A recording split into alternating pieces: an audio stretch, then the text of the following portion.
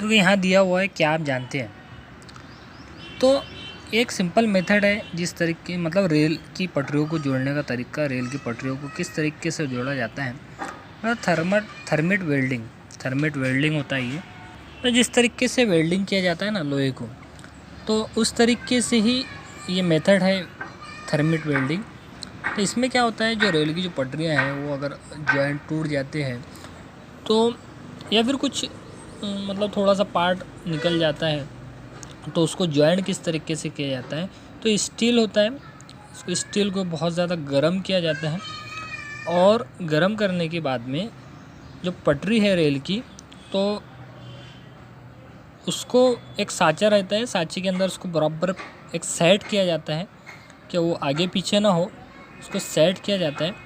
उसके बाद में जहाँ अगर बहुत ज़्यादा गैप है तो एक उसके अंदर पटरी, जो लोहे का जो पटरी का जो टुकड़ा है उसके अंदर वो भी ऐड किया जाता है कुछ केसेस में, या फिर अगर उसकी ज़रूरत नहीं है टुकड़े की, तो उसको बराबर साँचे के ज़रिए सेट किया जाता है।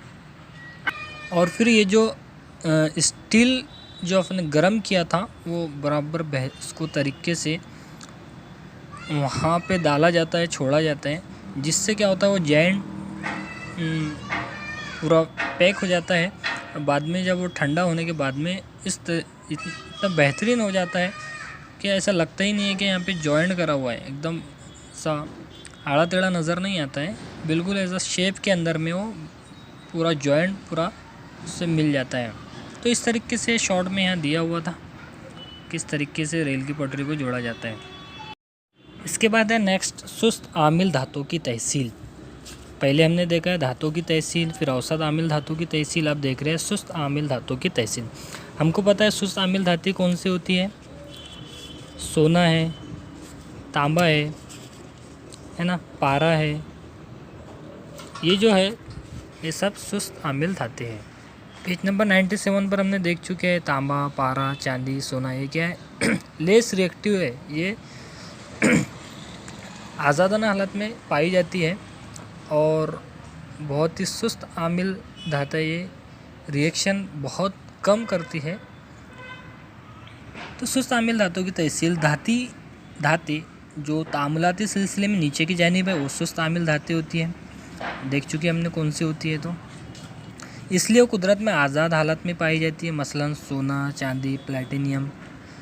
खालिस या आज़ाद हालत में तांबे के ज़ख़ायर बहुत कम रह गए हैं, तांबे के जो ज़ख़ायर है वो बहुत कम रह गए। फ़िलहाल तांबा इसके सल्फाइड Cu2S यानी कॉपर सल्फाइड की शक्ल में मिलता है, और कॉपर सल्फाइड का धातु को हवा में गर्म करके तांबा हासिल किया जा सकता है।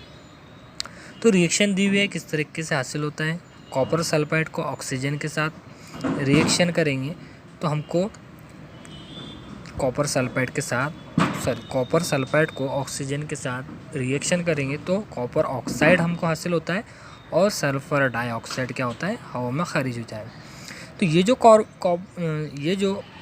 कॉपर ऑक्साइड हमको हासिल हुआ था, फिर वापस से इसको कॉपर सल्फाइड के साथ में रिएक्ट करते हैं तो हमको कॉपर अलग हासिल हो जाएगा, और सल्फ़र डाइऑक्साइड क्या है वो हवा के ज़रिए निकल जाएगा। तो इस तरीके से हम कॉपर को उसके कजधात से अलग कर सकते हैं। बहुत सिंपल रिएक्शन थी, और यहाँ पर ये टॉपिक ख़त्म हुआ है। और इसके बाद मोस्ट इम्पॉर्टेंट जो है धातु की तख़लीस, धातु का ताक़ुल जो है, करोजन ऑफ मेटल, ये इम्पोर्टेंट है। ये अगली वीडियो में इंशाल्लाह देखेंगे और फिर ये यूनिट ख़त्म हो जाएंगे।